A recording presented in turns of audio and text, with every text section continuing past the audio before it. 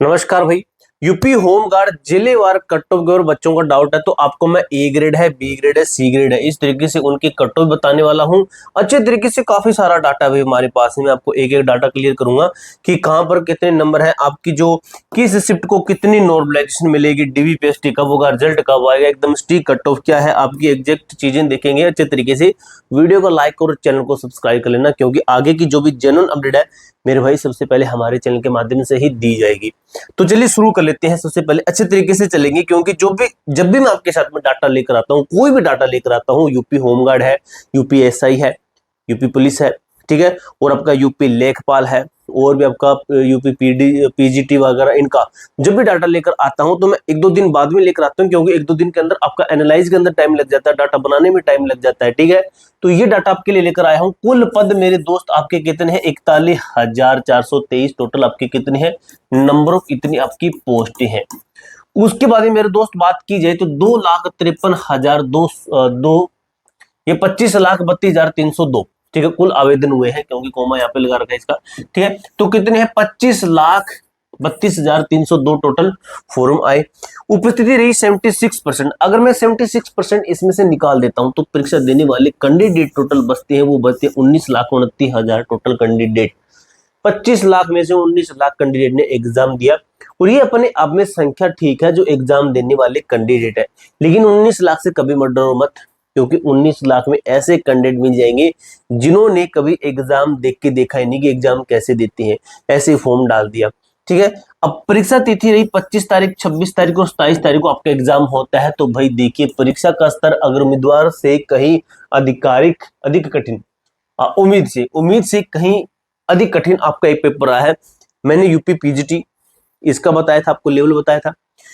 मैंने आपको बताया यूपी लेखपाल का पेपर बताया, यूपी पुलिस का पेपर बताया था, यूपीएसआई का। इन तीनों के लेवल के अकॉर्डिंग चले जाए तो इसका पेपर, अभी भी मैं ये कहता हूं, इसका पेपर उनसे भी कठिन था, इसका पेपर उनसे भी कठिन, ठीक है। तो देखिए, यूपीएससी के लेवल का पेपर बना दिया था भाई, यूपीएससी के लेवल का पेपर बना दिया भाई, लगाना होमगार्ड है, यहाँ पे बना दिया आईएएस।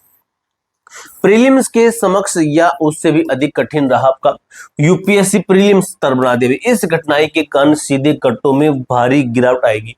लेकिन ये यूपीएससी का जो लेवल था, पेपर का स्तर था, ये सभी कैंडिडेट के लिए है, ये एक पॉजिटिव पॉइंट बनता है। ये नहीं कि स्पेशल किसी एक कैंडिडेट के, सभी के लिए। अगर कट्टो कम है तो वो सभी के लिए कम है, अगर कट्टो ज्यादा है तो वो सभी के लिए ज्यादा है, ठीक है। देखिए, यह कारण है कि नॉर्मलाइजेशन इस परीक्षा में गेम चेंजर साबित होगा। अब भाई नंबर तो कम है ही, नॉर्मलाइजेशन अगर किसी के साथ खड़ा होता है तो ऐसा लगेगा उसका तो फाइनल सिलेक्शन है। और नॉर्मलाइजेशन कितनी किसको मिलेगी तो ये देखते हैं। शिफ्ट वाइज और औसत स्कोर सर्वेक्षण आधारित, ठीक है, सर्वेक्षण आधारित कठिन शिफ्ट। अगर हार्ड शिफ्ट की बात करें तो शिफ्ट 25वीं पहली, 26वीं पहली, 27वीं पहली, 25, 26, 27 की पहली शिफ्टें आपकी हार्ड रही है। औसत स्कोर रहा है आपका 51 से 53 नंबर, इनका औसत स्कोर रहा है। मीडियम शिफ्ट, शिफ्ट 26 की अन्य, सभी अन्य 26वीं, ठीक है, 26वीं, ठीक है, 26वीं, औसत स्कोर है आपका 55 मार्क्स। आसान सबसे इजी शिफ्ट कहे, शिफ्ट आपकी 25वीं अन्य, 27वीं तीसरी, ठीक है, अन्य, 26वीं की अन्य भी, और आपकी 25वीं की अन्य, यानी कि सभी बता दी इसके अंदर। 25वीं की अन्य जो बची हुई है वो, और 27वीं आपकी तीसरी, 27वीं यहाँ पर पहली बता दी, और शिफ्ट 26वीं अन्य जो बची हुई है वो, इस तरीके से। औसत स्कोर कितना आपका? 57 से 58 नंबर। अब देखिए भाई, यहाँ पर आपको चेंज कितने का देखने को मिल रहा है? अगर इसका और मैं इसका डिफरेंस देखूं, यही लगभग 7 से 8 नंबर का डिफरेंस देखने को मिल रहा है। कितने का देखने को मिला आपको? 5 नंबर का डिफरेंस है भाई, 5 नंबर का, ठीक है, 5 से 7 कह सकते हो, 5 से 7 का डिफरेंस देखने को मिल रहा है हमें सभी मार्क्स में। अब हमारा जो है, देखिए, नॉर्मलाइजेशन का प्रभाव कितना मार्क्स बढ़ेंगे, कितने मार्क्स बढ़ेंगे? तो सबसे कठिन शिफ्ट है औसत स्कोर वाली, जिसका हमने नाम लिया है 10 से 12 नंबर की, इनकी वृद्धि 100% संभावना। औसत स्कोर जो 55 वाली मीडियम शिफ्ट है, ये वाली मीडियम 55 वाली, ये रखा 55, तो इनका बढ़ेगा भाई 5+ नंबर तक इनका बढ़ सकता है। और आसान शिफ्ट है, इनका 1 या 0.01 इस तरीके से, फिर 0.1 इस तरीके से इनके नंबर बढ़ेंगे। 35 अंक लाने भी अंक वाले भी कठिन शिफ्ट में चयन की दौड़ में है। जैसे मान लीजिए 35 किसी बच्चे के 35 नंबर बने, अगर इसके मिल जाते हैं 12 नंबर तो 7 और 47, और 47 पर तो उम्मीद भी कर रहे हैं हम, 47 पर तो उम्मीद भी कर रहे हैं। इसीलिए 35 वाला भी कहीं ना कहीं अपने आप में ये बोल सकता है कि भाई मैंने पेपर दिया है, और 30-35 नंबर लाने वाला बच्चा ये कह सकता है कि मैं अच्छे तरीके से पढ़ा भी था और मैं इसकी तैयारी भी कर रहा हूँ फिजिकल की। जिलावार कट्टो कहता है एबीसी ग्रेड सिस्टम से समझते हैं, ठीक है। तो देखिए सर्वाधिक आवेदन वाले जिले जैसे लखनऊ है, ग्रेड ए, रेड जोन में है, प्रयागराज, कानपुर, गाजियाबाद, वाराणसी, नोएडा। आप कहां से, कमेंट बॉक्स में बताना कि ग्रेड ए के अंदर हैं आप, ग्रेड बी के अंदर हैं आप, ग्रेड सी के अंदर हैं आप, और आपके कितने नंबर बने ये कमेंट बॉक्स में जरूर बताना।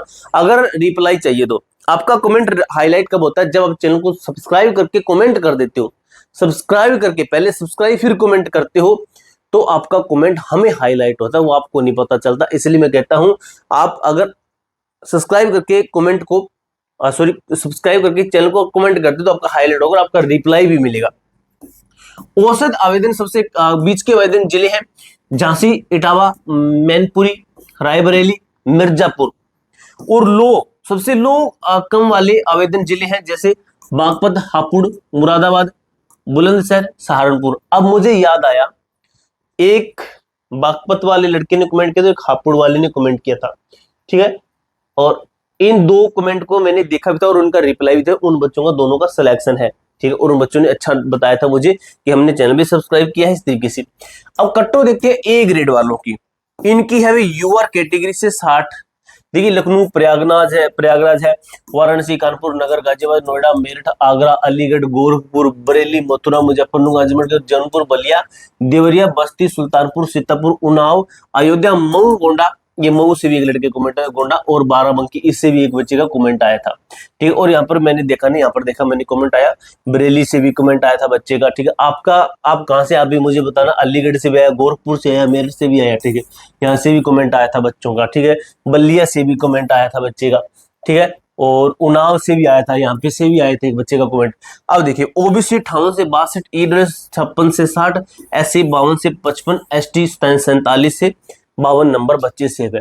Cut off matrix B grade मध्यमिक जिले जिससे झांसी है, इटावा से कमेंट आया था, मैनपुरी, फैजाबाद, सहारनपुर, हरदोई से आया था, लखीमपुर से आया था, लखीमपुर खीरी से आया था कमेंट, रायबरेली, फतेहपुर, मिर्जापुर, सोनभद्र, चंदौरी, भदोही, प्रतापगढ़, बहराइच, यहाँ से भी कमेंट आया था एक बच्चे का, ठीक है, बलरामपुर, कुशीनगर, महाराजा संत कबीर नगर, अम्बेडकर नगर, अमेठी, कन्नौज, फरुखाबाद, बिजनेर से, और यहाँ से भी कमेंट आया है बच्चों का, ठीक है। यूआर 58 से 62, ओबीसी 56 से 60, ईडब्ल्यूएस 53 से 57, एससी 51 से 55, एसटी 45 से 50, ठीक है, ये नंबर इनके सेफ है बिल्कुल। यहाँ पे देखिए ये आपके फिर से बता दिए हैं आपके कौन से जिले हैं। अब इनके अंदर देखिए 50 से 60 नंबर है, ओबीसी से 53 से 57 है, ईडब्ल्यूएस से आपके 51 से 54 है, एससी से 48 से 53 है, एसटी से आपके 43 से 47 नंबर पर आप बिल्कुल सेफ है। रिजल्ट और डीयूपीएसटी फिजिकल की संभावित अगर टाइमलाइन देखिए दोस्तों, आपको एक ही वीडियो के अंदर मैंने एक प्रॉपर चीजें बता दी है कि जिले की बता दी है, आपकी नॉर्मलाइजेशन बता दी, आपका रिजल्ट, आपका डीयूपीएसटी सब कुछ मैं आपको बता दूंगा। देखिए मई माह में रिजल्ट जारी होने की कोई संभावना नहीं है, कह रहे कि मई में, तो मई में नहीं है। देखिए संभावना 1 कहती है कि रिजल्ट जून माह में आएगा, फिजिकल जुलाई में होगा, ये संभावना बनती है। बी अगर देखिए, अगर सोचें कि संभावना 2 मानसून प्रभाव कि बारिश का मौसम आ जाए, रिजल्ट जुलाई के अंत या अगस्त में आएगा, फिजिकल डीयूपीएसटी आपका सितंबर अक्टूबर में होगा, लगभग ये चांस आपके रहेंगे। कारण मानसून के कारण ग्राउंड गिले होना, लाखों बच्चों का फिजिकल चुनौतीपूर्ण हो जाता है।